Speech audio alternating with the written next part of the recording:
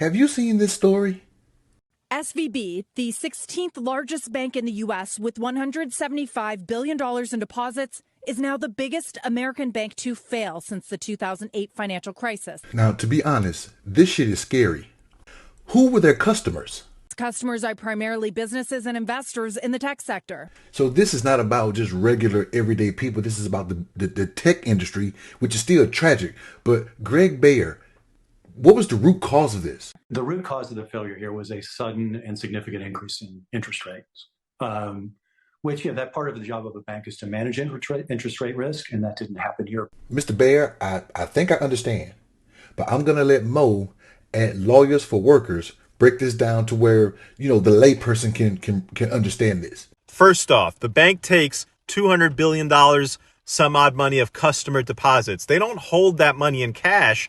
They turn it over to the federal government and get basically bonds from the government. Now, those bonds have a certain interest rate. Back when Silicon Valley Bank got the bonds, the interest rate was very low.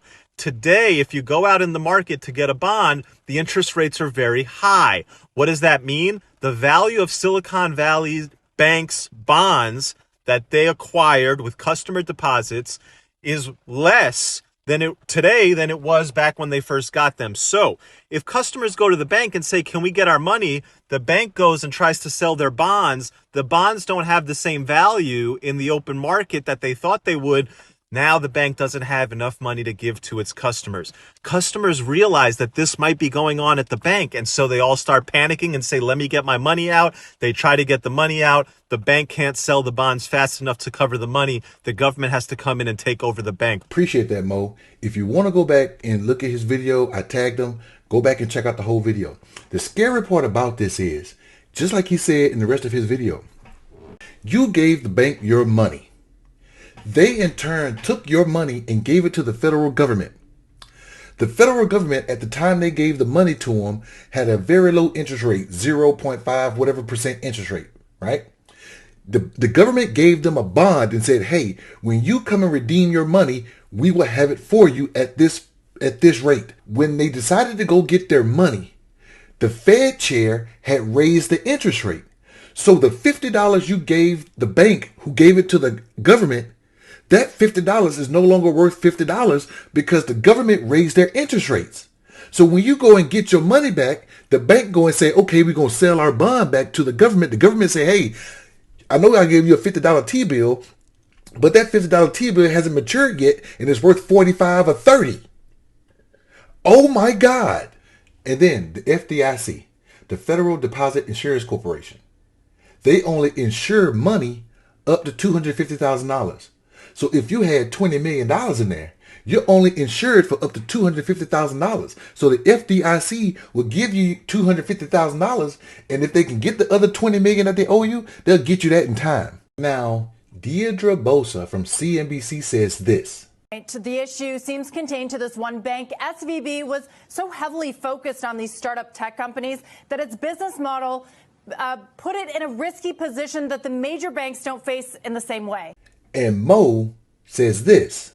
How many other banks have this problem? How many other banks took money from the U.S. government, gave it back to the U.S. government, took a bond from the U.S. government, and now if you go to the bank to try to get the money, they would basically not be able to sell. They're just going to have to keep going to the federal government to print money because this shit doesn't exist. What do you think?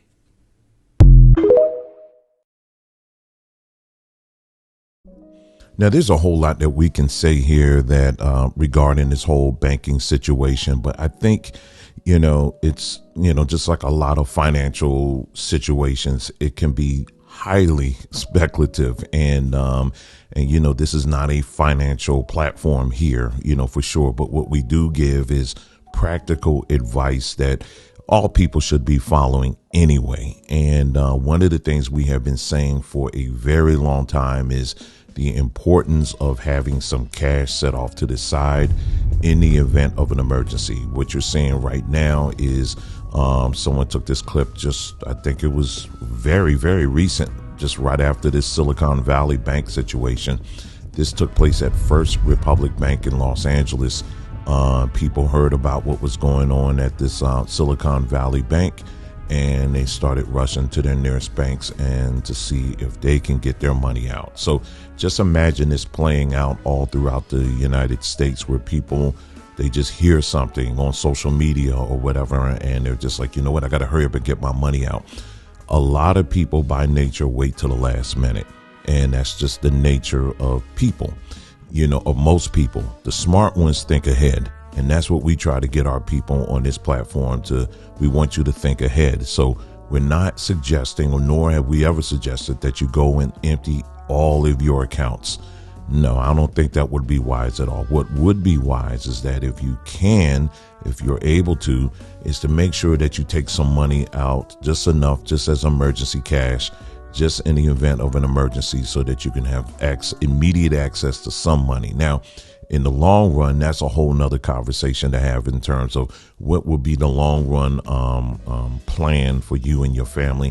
And, you know, we've talked about that for some time. You could check some videos out that we posted on mybondtube.com, where we've given some suggestions, some very light suggestions. Again, you know, just be wise and be careful on many of the voices that you're going to be hearing over the next few days and weeks and months regarding this situation, because there are a lot of powers that shouldn't be, that are out here, that want to get people afraid and in fear, to selling off, you know, different, if you have stocks, you know, if you have investments, to get people scared and afraid and just selling things off immediately. And if you follow it all the way out, what typically happens is the following day, after everyone's emptied out everything, you know, in terms of investments, the next thing you know, what happens? The stock market goes up, and the smart people that stayed in and hung in there, they're making a huge profit, and while they're buying off the things you sold off at just pennies on the dollar. So this is a lot of this are tactics as well, you know, strategies to get people who aren't familiar with the financial markets to sell off and all that stuff.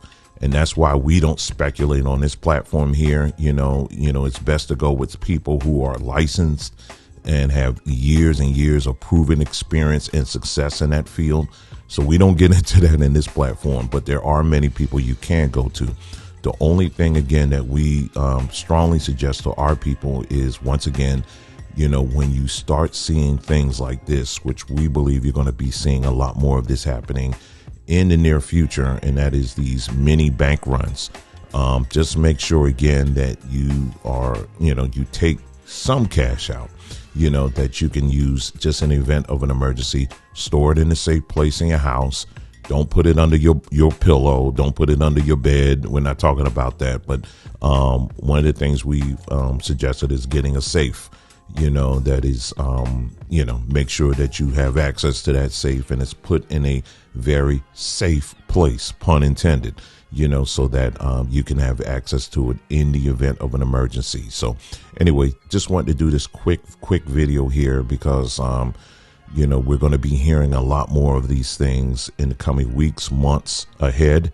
And it's going to be very important for our people, if you want to survive this, that you're doing just the basic things. You know, you don't have to know all the ins and outs of the financial market, but there are some very basic things that you should be doing. And one of which is making sure you have a little bit of emergency cash set off to the side in the event this comes to your neighborhood, and eventually it will, family. So again, take care. I hope you take the advice and do with it as you wish. Take care. George, I'll never close this up today. 5, 4, 3, 2, 1. Bingo! We made it. Close the door, Eustace. We made it. Look, we're still in business. We've still got $2 left. Well,